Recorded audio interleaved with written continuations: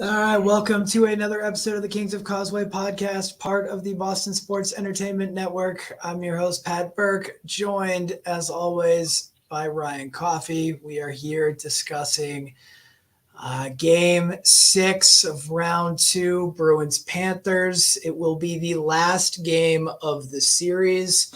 This is not going to be a season recap. This is not going to be a series review. This is just covering this last Game 6, a Game 6 that the Bruins needed to win on home ice.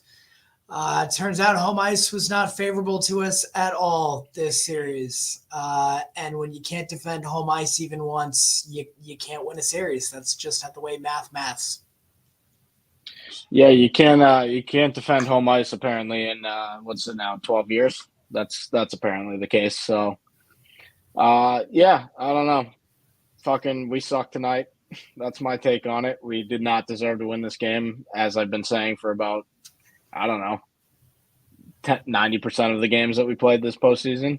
Yeah, another disappointing loss at TD Garden. I figured it was coming tonight if we didn't come out of the gates storming, and we kind of played good in the first period, but not enough. Like, we don't deserve to win in Boston unless we're going to give it 150%. We haven't done that in 12 years, unfortunately. Yeah. It definitely seemed like a tale of two halves, even though it was a tale. Like, first period was all around solid. It really was. They were playing hard. They were skating. There was some intensity. We got a goal. That was awesome. Second and third period, it immediately just felt like we were happy to sit on that one goal lead. And you can't play playoff hockey for 40 minutes sitting on a one goal lead. Like, you can't. And even on the couple opportunities where we had some point blank chances, starting with like 18 seconds into the second period, David Pasternak's on a breakaway. The dude cannot not hit a Panther. That was the story of his. That was the sum up of his series. To me, was that breakaway where all he does is just shove it right into Bob's stick. Going for a backhand through the 5-hole in a playoff game is atrocious. Like, sure, do that in Game 72 when the defense doesn't care. Like, go for it. Slide one underneath the pads. And that was fucking shoot the puck. What have you taken 10 shots the entire playoff series? Shoot the fucking puck. Top. That was gonna as the second and third period went on, the more and more I couldn't help but think that I was watching a game where we were up 3-1 and it was like February 1st. That's what it looked like. That's what the effort level looked like. It looked like a game that, like, take it or leave it, like, whatever. We were spurning gilt edge chances for like the 7th game in a row, where when it was still 1-0, it could have been 4-0, and that would have been a major deal because the way you win a hockey game is you score more goals than the other team. Is typically when I've played hockey, watched hockey, that's how you win, right? We didn't change that. You score more goals. What's that famous Wayne Gretzky quote too? It's you miss 100% of the shots you don't take. Is that the one? Or because we didn't take any shots either. We decided let's make every shot be the perfect tuck-in goal. Basically we played the whole playoffs thinking that we could make as many passes to just tuck one in the side of the net. Right. And shoot the fucking puck. When it was 1-1 and we were sitting there on the power play, kept kicking back out to our blue line. It was like, right now the Florida Panthers would be having a shot, and the puck would somehow find its way through and either get saved by Swayman or get hit by somebody deep and just drop right around, and it'd be a scrum, and anything can happen in a scrum. And wait, no, Pat, instead we had pump fakes and slide over to. But the problem was, are you describing the last goal that got scored against us? That basically, just throw the puck on the net. Throw the puck on the net twice. Weird how it went in. Just throw the puck on the net. They weren't doing it.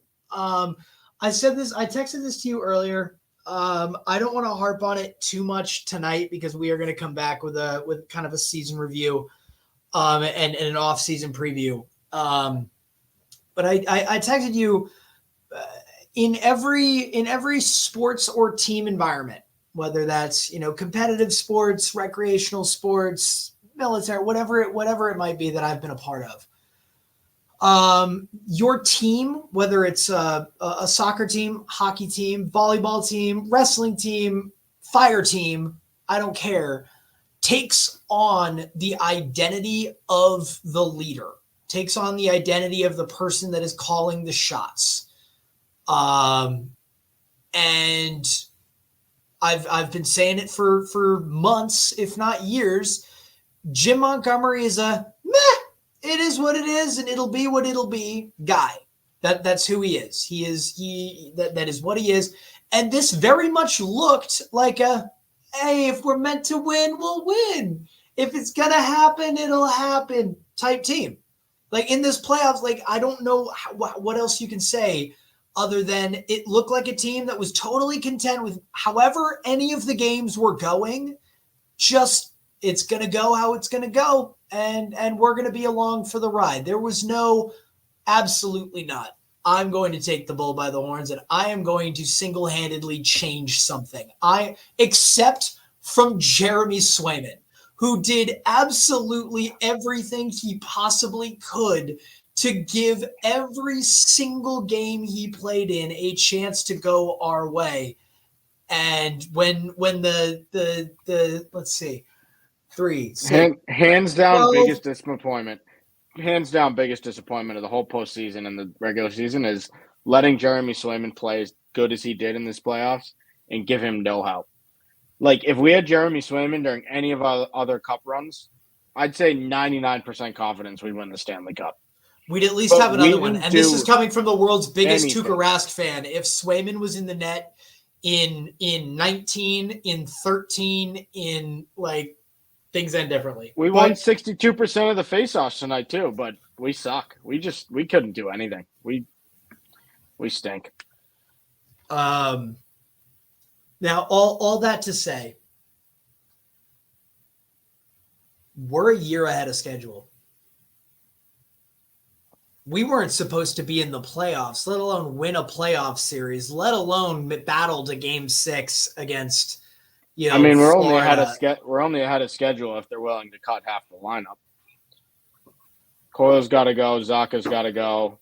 You got to sign someone like Leon Draisaitl. I'm fine with both of those. And I know Pavel Zacha had an absolutely nasty goal today, but one playoff goal in 8 years is not good enough for the city of Boston. Like that doesn't fly. Charlie McAvoy. Jake DeBrusk might be the only person I flipped on this He playoff. skated his ass off. He blocked every shot. I would not be surprised if we find out that he's got like 2 broken ankles or a ruptured something. Like he was even on the one that he blocked, and unfortunately him blocking the shot inadvertently led to the goal. I will never criticize a player for trying to block a shot. You will never hear me say, "Oh, just let it." Like, no. If you are willing to put your body on the line and then you successfully put your body on the line, that is your job done. It is now up to the rest of the 4 players on the ice to figure out what the fuck to do with that puck that's just chilling there. Frederick skates right by it. We have a whiff. How many whiffs on zone clearances did we have? I'm glad you called that out because you just pointed out one thing that is a detriment to the entire playoffs. When one person does their job or makes the extra effort to make a play, that means the next man up needs to give twice the effort. Because he's covering for the guy that just did 1.5 times. I can't tell you how many times we wasted energy because someone made a good play, a good hustle to check or turn it over, and the second guy was like, I'll wait for the puck to come to me. It's like it needs to cycle. First player needs to make a play. Second needs to make an even better play. Third player then gets open to make a goal or and in my opinion, it's all just hustle. It's not even skill. I'm not asking for dirty dick. It was just effort. It was just it wasn't just well somebody else will get it. Somebody else will do it. And the mentality of a team, the mentality of players, ultimately this is Cam Neely and Don Sweeney's team. that they have given to Muppet Monty. So they like if they have built a mentally weak organization or a lack of, an organization that doesn't know how to give 150% for the guy next to them, then there's an audit that needs to go from the top down. Honestly, I think there should be, because like you pointed out, there are a lot of people on this roster who's kind of like, hey, we've got to figure out exactly what it is we're going to do now. Because I think there's one person and one person only that is absolutely immovable, and that is Jeremy Swayman. Jeremy Swayman. And so now it is knowing we have he will win the Vezina Trophy in the next 3 years. That I don't even think that's a hot take. He will win the Vezina in the next 3 years.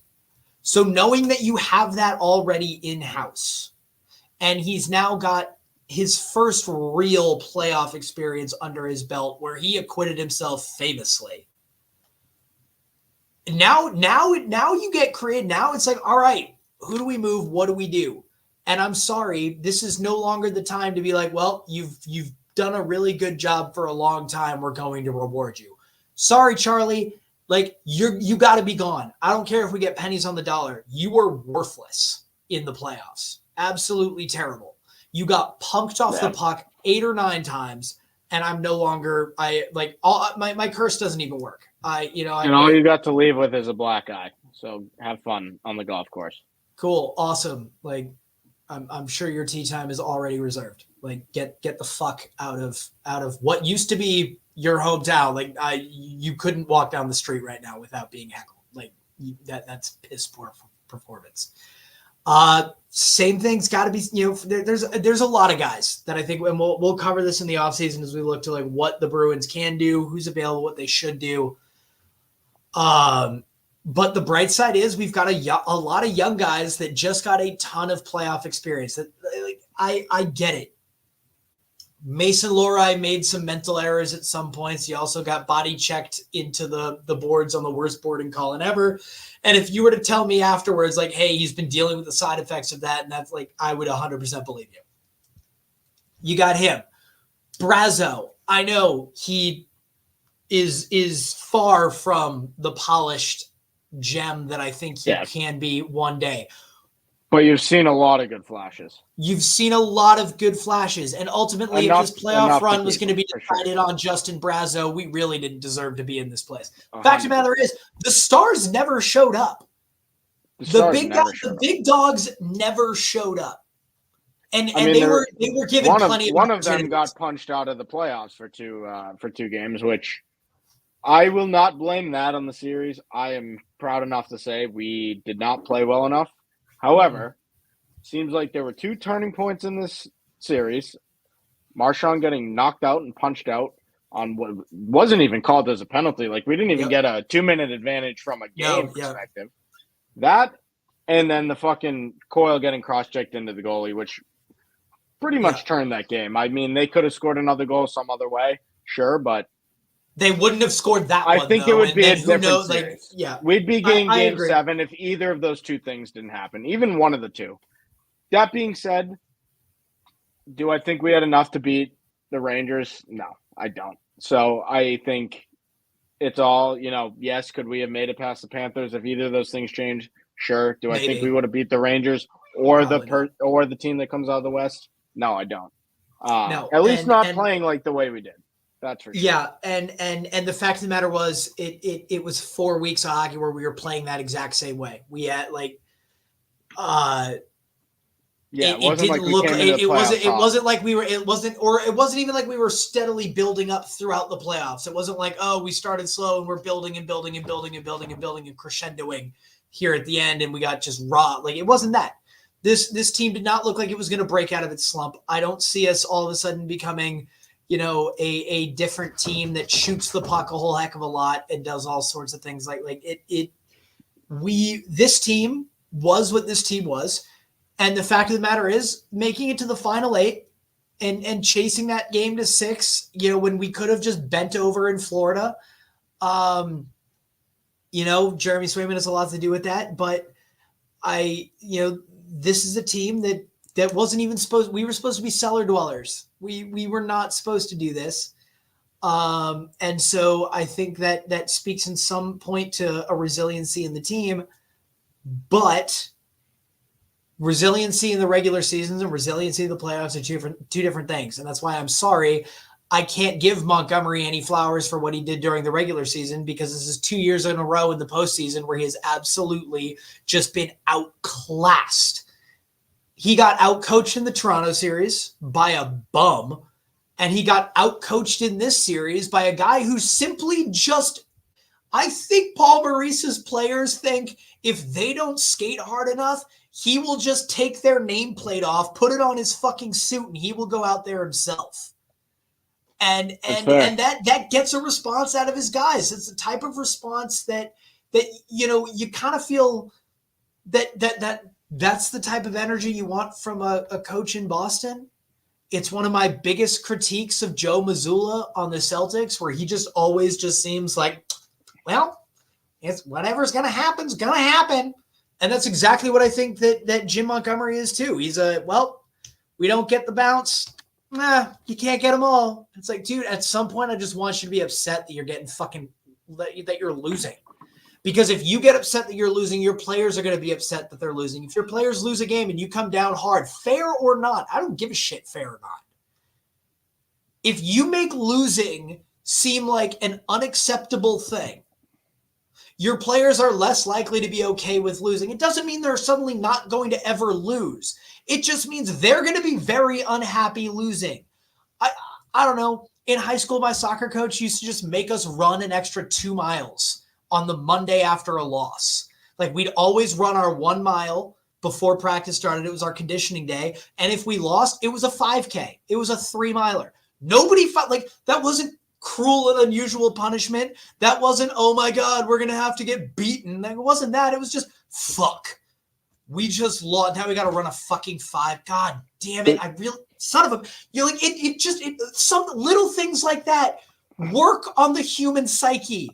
Like, works. I might be an asshole for saying this, but I think Jim Montgomery needs to fucking take another sip of liquor, because I hate to say this, but I know he's had alcohol problems.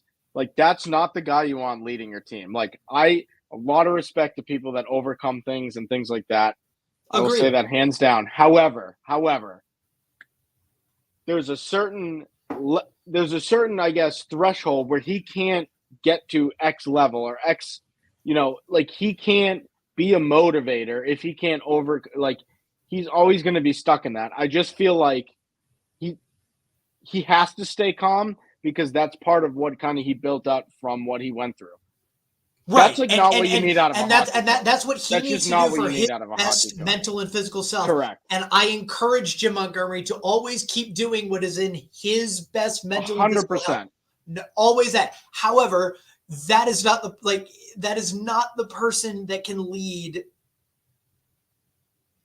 or should I say, it does not appear that his version of calm, cool, collected, driven is resonating with this group of players. I won't say 100%. That I'm not going to make those generalizations, but in this town, with this group of players, I firmly believe you need somebody that's not afraid to backhand a bitch, for lack of a classier term. Agreed. He needs to come out and call people out and fucking say something. But yeah, he just seems too, whatever happens, like you said. And it's just like, I don't know. I think he's gone anyway. That doesn't fly with the Garden crowd. Like, and it clearly didn't fly in the locker room, because they were not. They took on his personality. That's okay. Maybe next time we'll try again. It's like it's the hardest trophy to win in sports, because for 16 games you need to play like everything is on the line.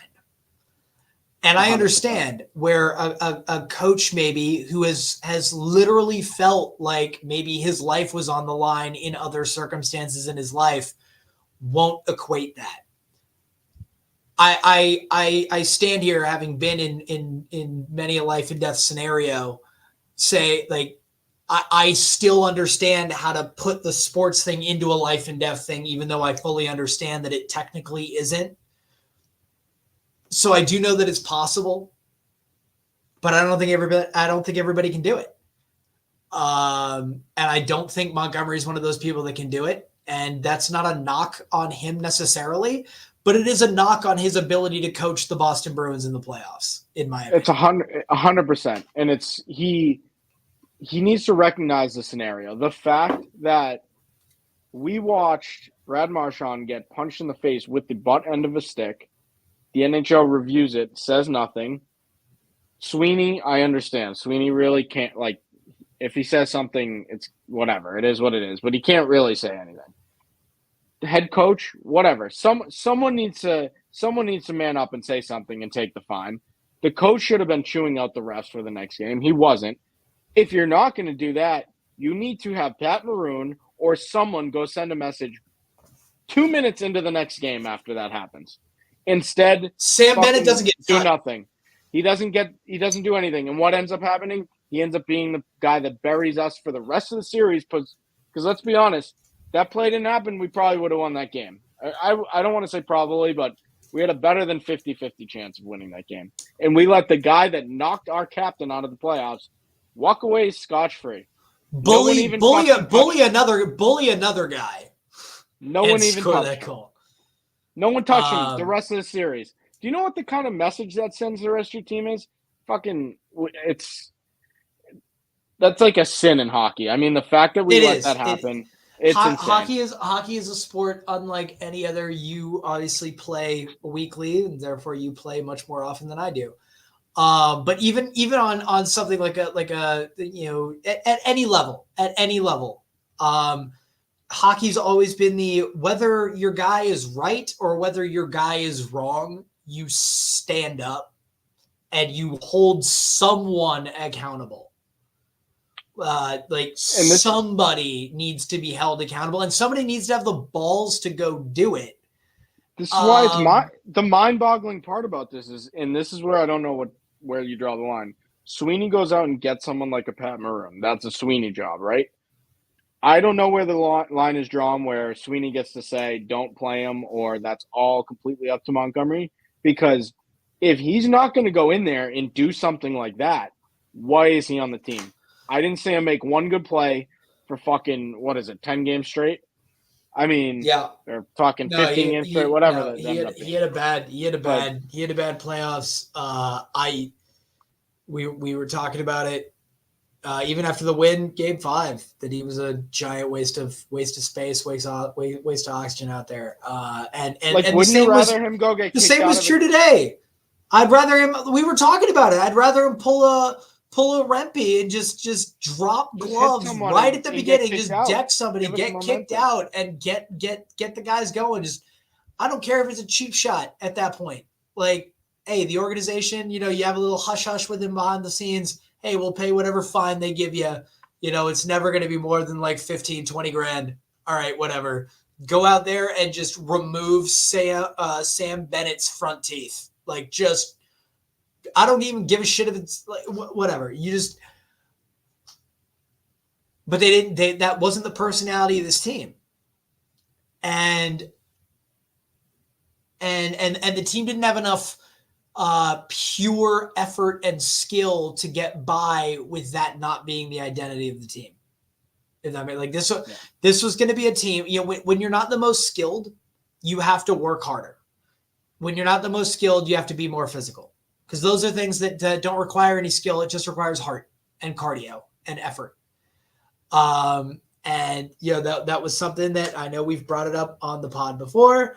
I was really trying to bring some good juju. Watched Miracle, ahead of the game, and really was trying to manifest some Herb Brooks mentality into the Bruins, where he says, hey, I don't know if I'm going to win you the gold medal. I don't know if we're going to be the best team out there, but we're going to be the best conditioned team. We're going to be the most physical team. And they sure as fuck was. Was he everybody's favorite at the beginning? Absolutely not. Was he trying to be their friend? Absolutely not. Did he become their friends and did they fight their ass off for their hard-nosed coach? Absolutely. Did he still go in there and tell somebody at the intermission, oh, what's wrong with you? Oh, you got a bruise? Oh, so you done? It's like because a bruise on the leg is a hell of a long way from the heart. I thought you were a hockey player, and gets everybody going. And like, I didn't see one. Like there's a reason when human beings watch a movie like that, watch a movie like Remember the Titans, like whatever you want, it invokes something. I understand it sounds corny and cheesy to be like, oh, you go take this into a, but you really like these people are humans too. Like those emotions are there. These guys are playing a fucking game, for Christ's sake. Like, every time I watch Miracle, I feel like I can run through a wall. I could fucking run through a brick wall. It's not the worst idea. It's. I saw no out like even coming out in the third, coming out to start the third period, tied 1-1. We immediately just let them bully ball us all the way around, get bailed out by the post and Jeremy Swayman's left sweeping pad that he thought he had given up a goal on a deflection. But that wasn't even a good enough wake-up call. There was nothing up and down the bench of like, boys, that was a goal. Play like you're down 2-1 and go fucking get one. It was, we'll just keep skating, bro. Dude, we were the fucking Bruins in hibernation for this postseason. Literally, it felt like we kept going, when's the bear going to wake up? When's the bear? Oh, he's still in his den fucking waiting for winter to pass. Oh, he's coming out. Oh, nope, they poked him. Nope, he's staying in his den. Like, you're right.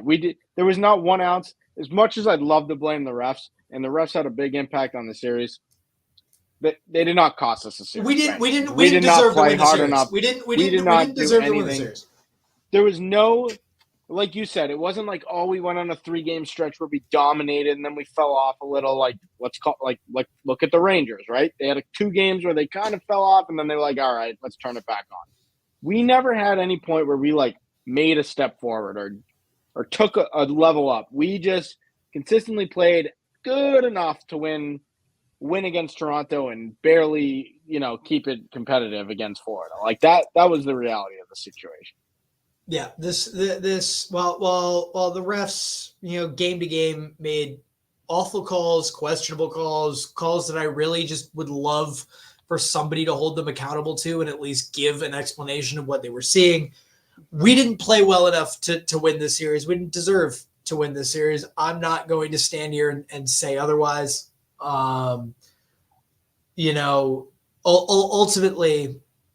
over the course of a series, a team that isn't able to rally together and put their backs against the wall and say it's everybody against us.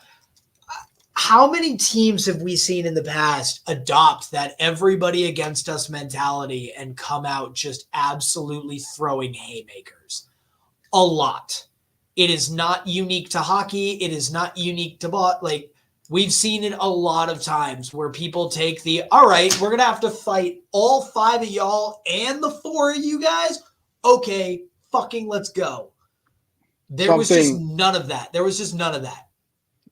I had a feeling today, so I was watching the Bruin Marchand interview of like him yesterday about can he make it back on the ice? And he basically said, yeah, I think Bennett got away with one there. Like, I'm not going to say it, but he got away with one. I've been on the other side of that, and it's like, I love Marchand, but that's not the attitude you need to take. You need to just man up. You can take and just that. Be like, I didn't see anything. We're gonna go get them tonight on the ice. Like, say something like that, right? Like, right. Just ignore it. You can come back and say you're politically. You can say You can say the politically correct thing in your memoir. 15 years from now about how like, oh yeah, that's just playoff hockey, man.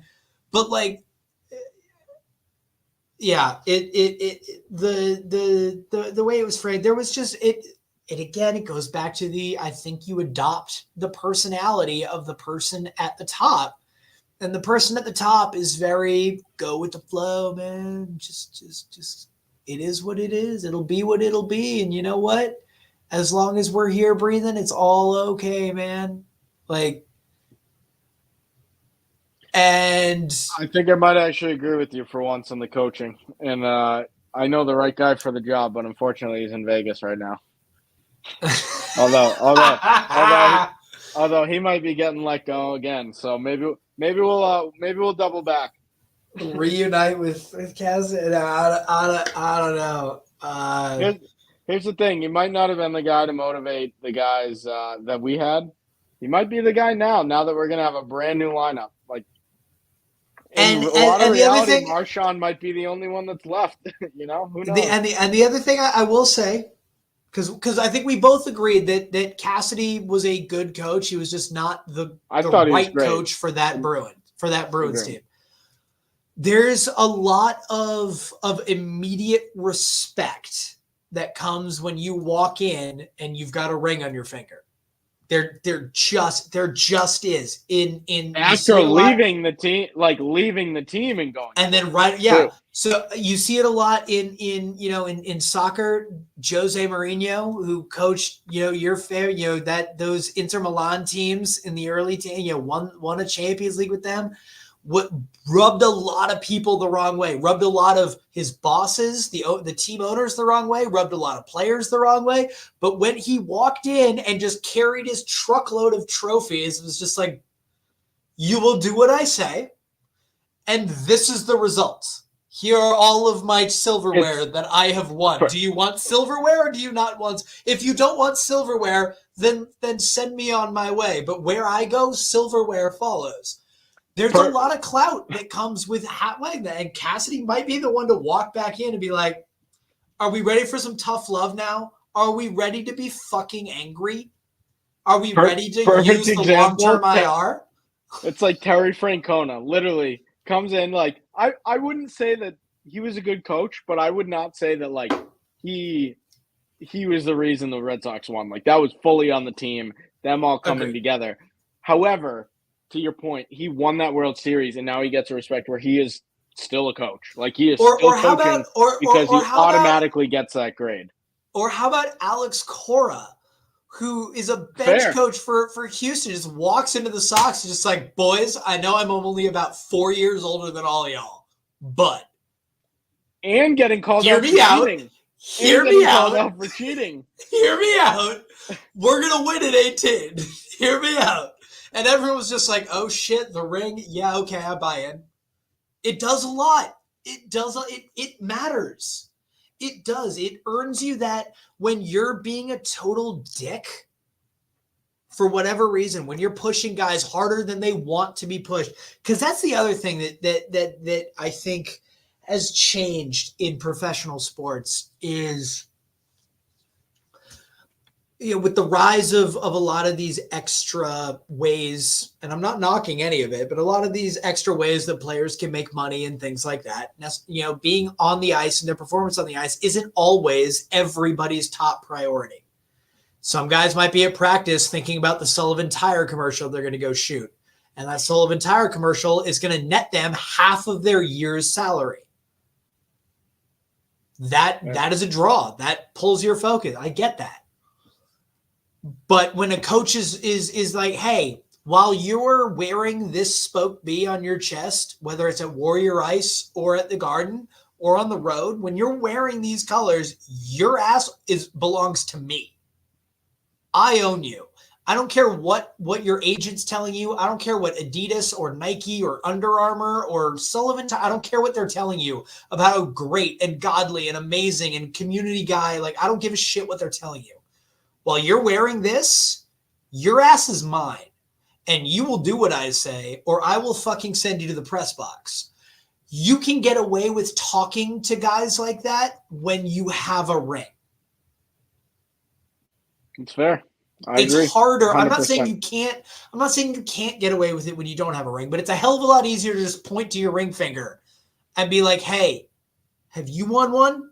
Because nobody in a Boston sweater's won one except Brad Marchand and Pat fucking Maroon, who, good God, I'm so glad that's the last time I have to see the 61 with Maroon on the back. Like, I don't know, something about Ottawa. He might have been I don't know. He came. I feel like he he might have came in to tank the Bruins, to be completely honest. Yeah, it might have been his fucking. He's always been a Bruins killer. He's always been a Bruins killer. The one time he plays for us, he doesn't show up, but he wins 3 rings for the other 3 teams. Like, what happened, Maroon? What happened to you? Yeah. He might have been a plant, a seed, a spy, because he didn't do shit. I think there's a big mental shift that needs to happen in this locker room, and I think it needs to happen before this young core gets too used to. It'll be what it'll be, Vil. I agree. We'll talk about this when we do our recap, but there's a plague. There's been a plague in our locker room for whatever you want to call it. 12 years, 13 years, 5 years. We just don't have it. And, I'd err on the side of cutting more of the players that are on our current roster than not. And I think we have a really good young core. Starts with Jeremy Swayman. We have a lot of people that we can lean on, and I feel like they're ready to be professional hockey players. And we might just have to, we thought it was going to happen this season. Next season might be the one where you just kind of cut ties and say, there's a plague in our locker room. We have to do a complete reset the organization. We'll get into like specifics when we do the season recap, but I think that needs to happen at some level. And we'll probably debate what level that needs to happen or how much or how in depth that needs to happen. But there needs to be some sort of a reset within the organization for sure. Yeah. It's one of those. I understand that there are teams that have gone longer without the cup than us. But if we're not in a league where it's like, oh, all right, you won one. Well, now I've got to wait 30 years for everybody else to go in order and win theirs, and then I can win mine again and be happy. Like, that's not the way this works. And this is a sports town and a culture that demands excellence year in, year out. I mean, it was a sports culture that while we were writing them off at the beginning of the year, as soon as they showed an inkling, all of a sudden we were piling expectation and demands on these guys. And for the most part, they lived up to a lot of them. Now it is the last. It is the last piece. And I know that we're harping on the importance of the playoffs, and I'm not trying to diminish what happened in the regular season, but as last year proved, the regular season is the regular season. And regular the playoffs season means playoffs. Nothing. Yeah, exactly. Nothing. And so, okay, I don't give a shit if you're the guy. I would have rather been the 8th seed this year that was built with just gamers. Just we are going to grind out ugly games if we have to and figure it out that way.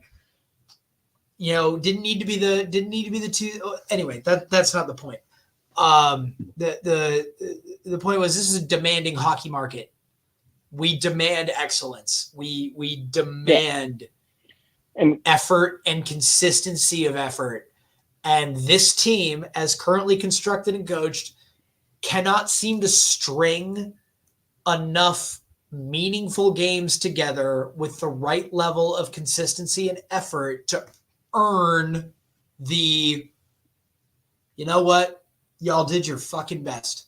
Because the only person I can confidently say did their best in the playoffs is Jeremy Swayman.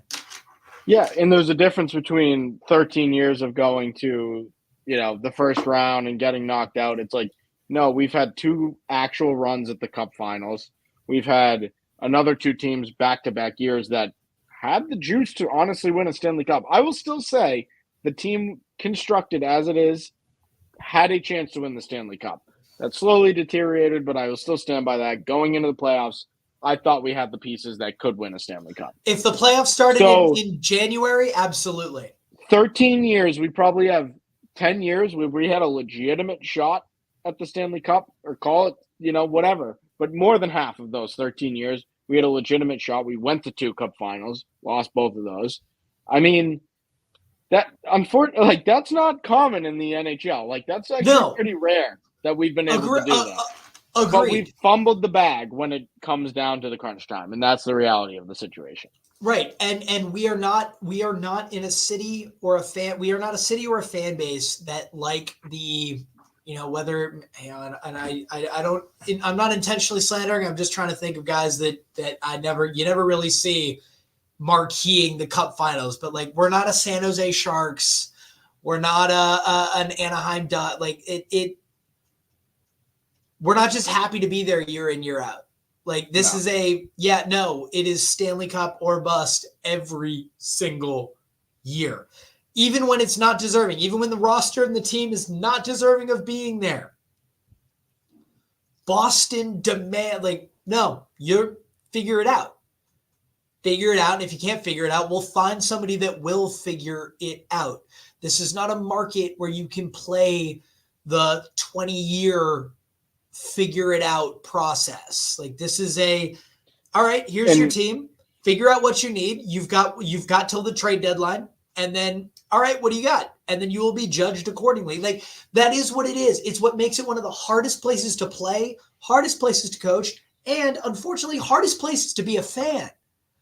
And we would judge it differently as a fan of, we're playing the Oilers and Pastrnak goes out and skates his ass off and scores 3 goals, but McDavid's just a little bit better than him. McDavid and Draisaitl combined for 6. It's but we didn't even give the effort. Like we didn't even give the effort to give ourselves a chance to do anything like that. That's the fucking problem. It's like if you work hard and then the results still don't come, I'll forgive you. But we didn't even work hard. We got outworked the entire place. Toronto should have beaten us. Like, let's be honest. Yeah. They really should have. We got lucky, and I kept thinking every game on, I was like, whatever, maybe we're escaping. Maybe this is our year where we just escape a game and then, we get hot against the Rangers or something. Like, I thought maybe stars were aligning for something crazy. Obviously, I'm an optimist, but no. We fucking played like shit the whole time. We didn't even deserve to get out of the first round. Now, I texted you about midway through the second. I was like, this game is slipping. I was watching the ice tilting, and it was literally it was a matter of time thing. And then the matter of time came, and it was exactly the result that we deserved. I think on the whole, maybe 6 games was generous, maybe it wasn't. I was thinking. As I was watching the third period and I just didn't see any give a shit, I was just like, we're not beating the Rangers. Like, please just put me out now. Don't sucker me back in for another 2 weeks where I have to watch the ignominy of a sweep. Because I think we would have gotten swept against the Rangers. I think they spank us at MSG. When I'm having the debate in my head of what's worse, us losing at the Garden again or us losing in a Game 7, that's when it's all going downhill. It's like my thoughts were like, what's going to suck worse, when we lose at the Garden or when we lose in Game 7 in Florida? I'm glad they showed up in the second and third period the way that they did, only because I had about 90 or 80 or so minutes of real time, 40 minutes of game time to just slowly accept that. I stopped looking at the score. I was just like, we're going to lose this game. We're not playing well enough to win. Yeah. We're not playing like we want to win. I don't think anybody out there truly wants to win, or at least their effort level isn't showing it. They're going to say all that, well, no professional athlete wants to lose or whatever. I was like, okay, well, your words and your effort say 2 different things. It's like my teachers, when I was in your teacher in high school is like, no, Mr. So-and-so, like, this really is my best work. It's like, well, the writing says otherwise because it's garbage. I know you're saying this is the best you could possibly do, but that would mean you should be like 5 years behind. So maybe do better. I had a long time to I've gone through like the first 3 or 4 levels of the phases of grief. And I got to do it while still watching them. And technically we were winning at one point when I started this. And I was just like, this isn't going to end well. We've stopped doing the good things. And now we're just holding on and doing all of the bad things. And I got to go through that. And to the point where like the last 5 minutes, even like before they scored, like even when they scored, I didn't throw anything. I knew it was coming. Yell. I knew it was coming after we honestly, I thought it was going to be an overtime. I thought it was going to be an overtime, and that was going to be worse on my heart To be honest, that was going to be worse on my heart. The fact that it went the way it did meant I had a minute and 33 seconds to remind myself, wait a minute. I said from the very beginning that I thought this team was overachieving by a lot, and we weren't supposed to be here to begin with. So let's start looking at some of the positives. And I immediately started going with Jeremy Swayman is the truth. Jeremy Swayman. Guys like Lowry, Lauco, Brazo, like these guys are the future. They're geeky, but like these guys are going to have major roles to play. It's gonna be okay. We're gonna be okay. I really hope this means we fire the coach. Not that I'm advocating for anybody to lose their job, but like fire the fucking coach. Because he is not the right coach for this Bruins team. For what this iteration is, he's not the guy. He can't be the guy. He can't be the guy. He can't do it in Boston. He could do it in Providence. That's cool. That you're in Rhode Island. You know they care more about than hockey in Rhode Island? Fucking sailing. Like more people turn out to watch the sailing than the P Bruins. Like, and that's not a knock on the P Bruins. It's just how awesome sailing is in Rhode Island. But like it's not the same thing. It's not the same.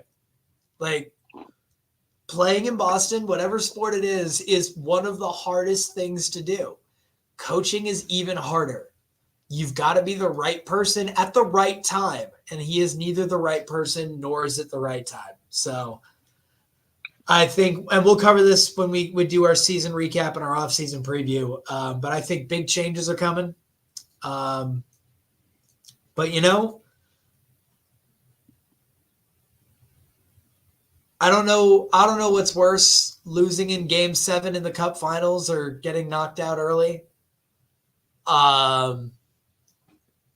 I think it's better to lose to Florida than Toronto because at least Florida doesn't really have any fans and they're not a hockey town. So I feel like that's fair. We still own Toronto. We are still win. Their daddy, and we can still hold that over their heads. Like their fans will start chirping us. Florida still had free parking for their entire arena 10 years ago, and they still haven't won a Stanley Cup, so they can also go fuck themselves. But yeah, and let's be honest, they're not getting past the Rangers. So no, the Rangers are gonna fucking stomp them. Yeah, so I don't know. It does mean that I get to stop, or not that I get to, but I'm not going to be able to pay attention to any hockey from now on because that's just the way I am. I can't care if my team isn't involved anymore. Really, I'm looking forward to how we make our comeback to take out the eventual New York Rangers who are going to win the Stanley Cup this year. Hey, you haven't seen the Rangers be good in a long time, and they went through it for a long time. That's your call. You're picking the Rangers. The Rangers are winning the Cup. The Bruins need to be the team that New York went through shit for a long time. I mean, even 2011 when we watched them win the Cup, they wasted the entire career of Henrik Lundqvist. The Rangers were so good for so long, but I hate to say it, the Rangers were the us of right now. Like they wasted the entire career, good, but good enough to always never fucking win. Right. And I really hope the Bruins change that quickly and are competing with the Rangers in the next few seasons. They wasted the entire career of Henrik Lundqvist in between the Mark Messier Cup and now their run now. They wasted the entire career of Henrik. And I swear to God, we cannot waste. Still on their lineup. He scored a hat trick yesterday. Chris Kreider was playing us in the playoffs back in fucking 2011. He scored a hat trick in the third period yesterday. He's a fucking animal. But that just goes to show, like, the Rangers are bought in. Like, they're ready to go. Right, they've bought into it. Like, they're a team that 100% has bought into what the coach is talking about. They've bought into each other, and they will skate to the moon for each other. Yeah. And that level of give a shit has just been absent from the TD Garden locker room for a long time. Like we'll talk about that in the recap, but we got to talk about the Garden and the energy that's in there as well. That's separate from the game, but we'll save that one for a later date. All right. Well, I think that'll just about do it for Game 6. There's no more Bruins hockey. It's a bittersweet moment. I bought a whole bottle of Jaeger to take 3 shots out of it, and now there's no more hockey to watch. So I'm gonna have to figure out something. I mean, Might have to start watching Russian hockey at 3 a.m. I know from experience it will last the year. So if you just want to shelve it, it'll be fine. Or I don't know, we can come up with a summer game about Red Sox home runs when Devers bombs one. We'll just take a shot. All right. Well, we'll be back. Maybe next week, maybe the week after that. Haven't fully decided yet. Might be some other news coming out of the Kings, but we will keep you guys up to date on that as things develop on our end. Bummer that the season's over, but couldn't have done it with a better partner, my guy. Good job by you. Good start to the season. First year of podcasting. We're on our way to a second, baby. Let's go. There we go, buddy.